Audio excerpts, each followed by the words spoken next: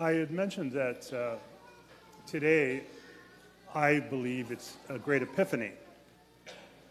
If you recall, the wise men, when they finally arrived there at the place where Mary and the child was, they recognized instantaneously, really, who this Jesus was. And then they presented him with the gifts that they had brought, and then they departed. And it's that perhaps maybe moment where they saw deeply into the Christ child, that it came alive, that they recognized that Jesus, this Christ child, is the Savior of the world. Today, the baptism of the Lord is another sort of epiphany, because as the gospel writer Luke tells us, that the voice came down from heaven, calling out that this is my beloved Son in whom I am well pleased. And people certainly heard it, those that were gathered there at the river. They heard it because Luke never would have recorded it had they not heard it. And so for these people, it's an epiphany, because at that moment they not only see, but they hear from God the Father that this is his Son, Jesus Christ. And this epiphany continues down through the generations, because it brings the love that the Father had always intended for the world. You know, as we read prophets of the Old Testament, you may have your particular prophet that you like, but how hard it was for these men, particularly, to preach love and to create a world of love that is an extension from the Father. They tried, and many perhaps succeeded somewhat. Perhaps maybe the one person that succeeded more than others was Isaiah. We hear in today's reading how Isaiah tried to create the perfection of the imperfect, that all the difficulties of the world would be made new. The world would be healed at the coming of the one who is to come. And of course, we understand that as being Jesus Christ. But for the most part, the prophets go out and they try to preach a sense of love that comes from the Father, but they weren't terribly successful, so it seems. But then comes Jesus Christ, and so not only is he one like ourselves, we hear it in the readings today that we recognize him in our bodily flesh, but that he also is the Son of the Father. And in the New Testament, there's probably no one better who captures the understanding of Jesus Christ than St. Paul. You know, St. Paul was an incredible individual. And being a Jew, he knew, and we see this and we hear it in his writings, that people weren't going to listen to him. And so he really didn't spend a whole lot of time trying to preach to the Jewish people. Instead, he realized that there was a pagan world that had an interest in learning more about Jesus Christ, and so he turned to them. St. Paul, for me, is one of the very first that really had a grip or an understanding of what multiculturalism is all about. Because if you look at the communities to which St. Paul preached, they were varied and they were distinct. They were unique. It wasn't one monolithic group of people. It was a multitude of cultures that he preached to, and that he was very successful in his preaching, and he brought many people into the tradition that is followers of Jesus Christ. And today we hear in his letter to Titus, there's a sentence in there, it's kind of tucked away, but it's so important because he tells us that Jesus Christ sent by the Father, not because we merited it or not because it was anything that we did, but it was simply a gift of love from the Father that he sent his Son, Jesus Christ, to carry out the mission that through his death and resurrection, we would be saved. And not only us, but all that would come after us and all that had come before us. You know, we've heard these readings prior to Advent, and during the course of Advent, we had a couple readings from the letter to the Hebrews. It's a wonderful letter. We don't know who wrote it, but we essentially know why it was written. And it was written so that people, after the death and resurrection of Jesus, those who followed him, that they stay committed in the faith, that they not leave. You know, sometimes we think that the only people around were the people that followed Jesus and the Jewish community, but in fact there were so many competing religions. And so the author realized that he needed to convince people that Jesus Christ is the Son of God. And how did he go about doing that? If you recall, he referred to Jesus as the high priest, the only high priest, that there is no other priest higher than Jesus Christ.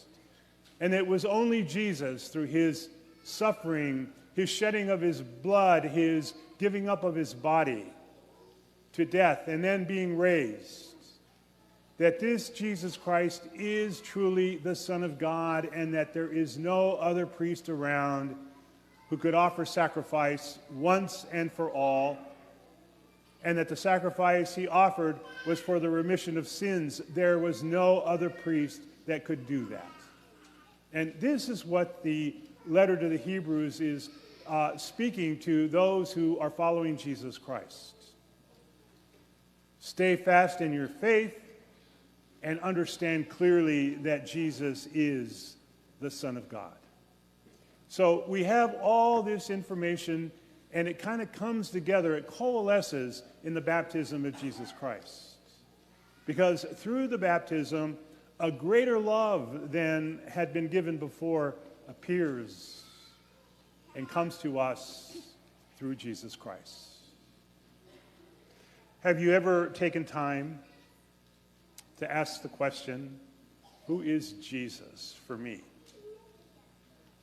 You know, we all have different needs, and that we all appeal to Jesus for those needs that we have. But it's good sometimes to sit down and to reflect and to ask, and not to come with a whole lot of prayers, but simply with an open mind and an open heart, and to sit before the Blessed Sacrament and let God take you in. You know, there's a great saint in the Dominican order. Well, there are a lot of great saints, but this one is a great saint, and that's Catherine of Siena. And, you know, during the course of her lifetime, she tried to unify herself with Jesus Christ, the crucified Jesus. And she came to the conclusion that as much as she tried, she could not bring Jesus into her life. She had to stand before Jesus and let Jesus take her in. Because Jesus is too big for any one of us to try to bring into ourselves. We come before Almighty God, we come before Jesus, and we open our hearts and our minds so that we too can hear what God told the people at the time of the baptism. That Jesus is my beloved Son, in whom I am well pleased. This weekend, I'm here at the parish. You most likely have had speakers from Food for the Poor in the past. This is the first time I've been to your parish. We are about 44 years old, and the charity began on the island of Jamaica in the Caribbean.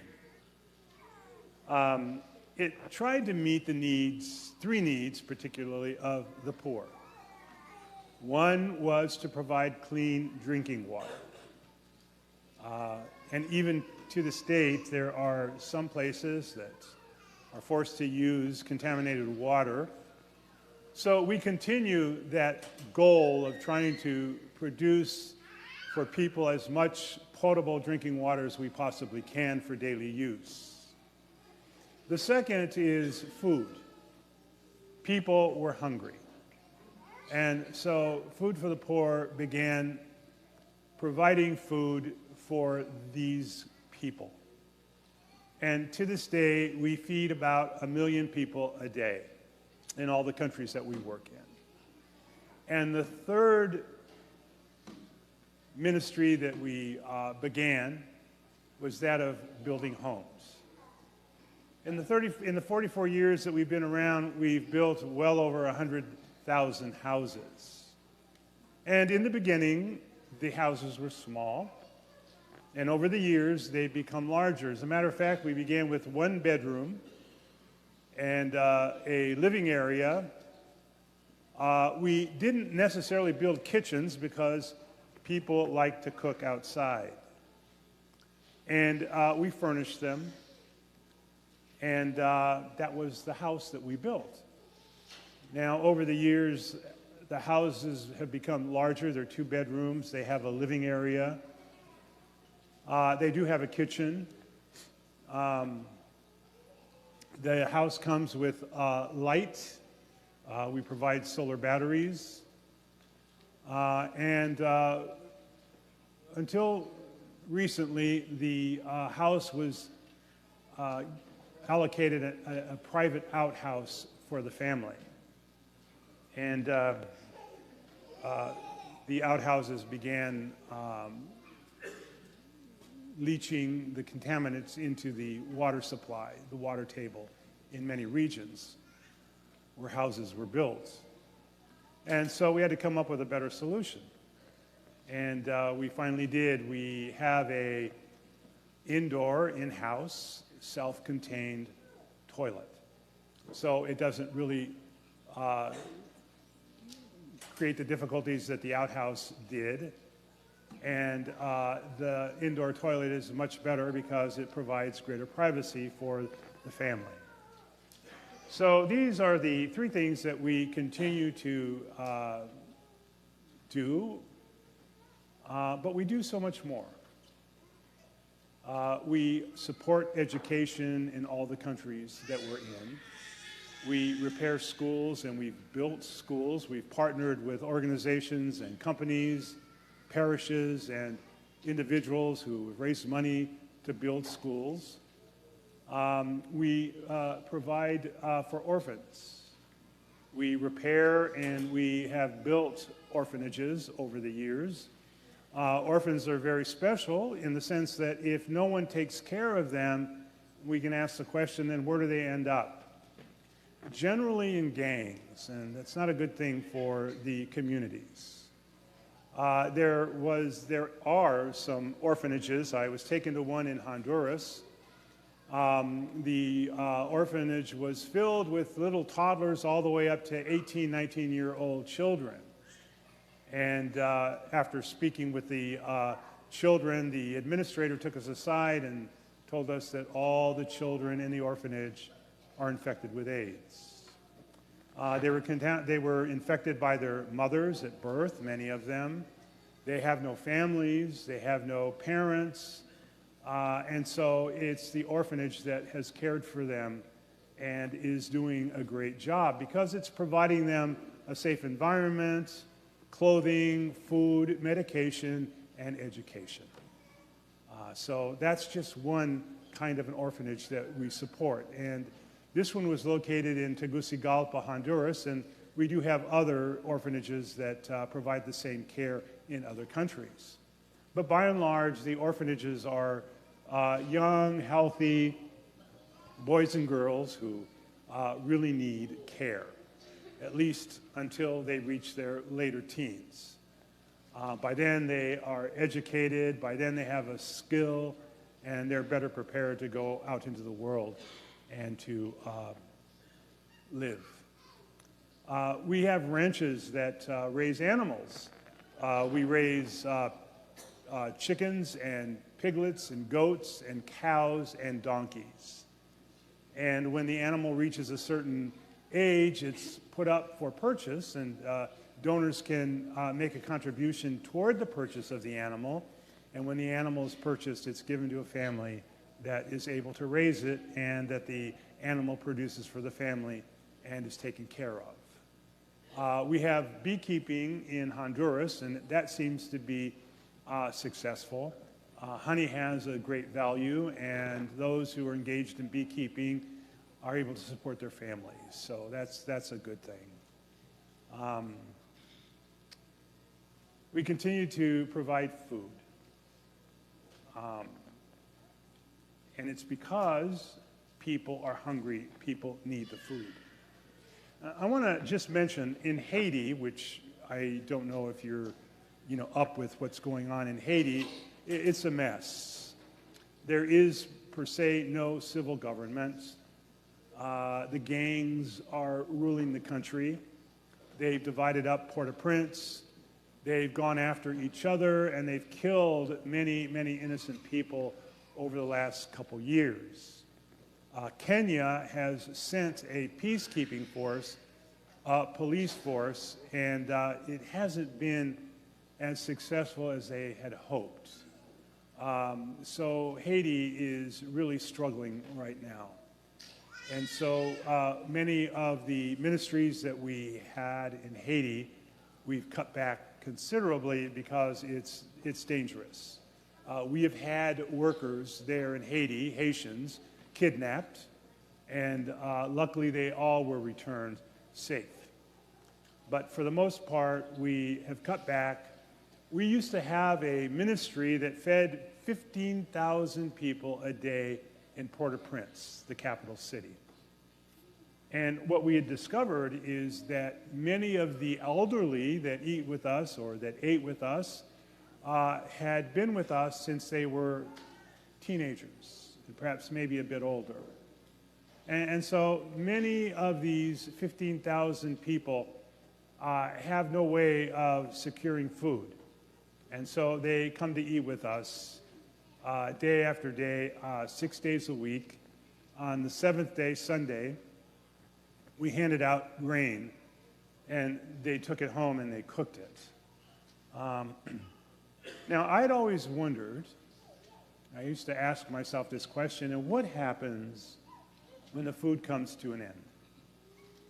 Where do these people go to eat?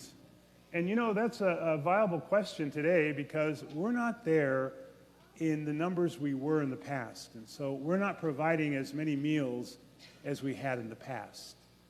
And so I wonder today, and I've been meaning to find out, where do these people go to secure their food? We have another ministry that I like to compare to the ministry in Haiti of handing out 15,000 meals a day. And the other ministry is one that we call sustainable. It's a fishing village. We invite women and men who have families to come and interview to live in the fishing village. And if they are accepted, they live in the village and they are trained to fish. And then Food for the Poor gives the community the boats and the motors and the equipment and the training, all that they need to go out and to fish, to bring back a catch that they share with the community. Now, I can tell you that prior to coming to the community, the people that lived in it, that were accepted, were poor and were trapped in poverty. But with the fishing village, life has changed for many people. They have a new chance at life. They're eating better. They're making a little bit of money because when they overfish, they're able to sell the fish that they catch at the market.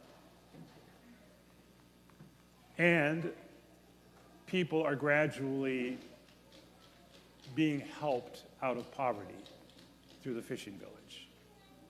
Now, The interesting thing about the fishing village is that when the food supply, the fish goes low, they don't have to come to Food for the Poor to ask for more food. They themselves go out and they fish for it. And so we call the project sustainable because it's beginning to support itself. And that project will continue on, we hope, into the future. We have over 70 fishing villages in operation. And it really has been a successful ministry, that people's lives have been changed through the fishing village. And so in the future, we want to develop the ministries that we create.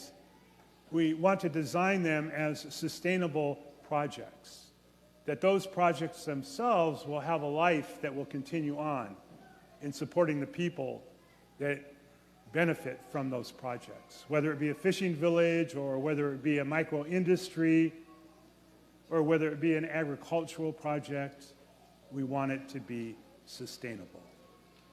You have brochures in the pews, and I'd ask you to take one with you. Whether you donate or not, I'd ask you to take it and look it over. And just to see that there is a charity that is a great charity, doing great things in the Caribbean, in Central America. And now we've begun working in Colombia and South America, in Peru, and in Ecuador. We've redoubled our efforts in Guyana, the English-speaking Guyana, and we once again began working in Mexico. So Food for the Poor is growing. It's continuing to serve people in ways that save them and give them a whole new opportunity at life. Thank you.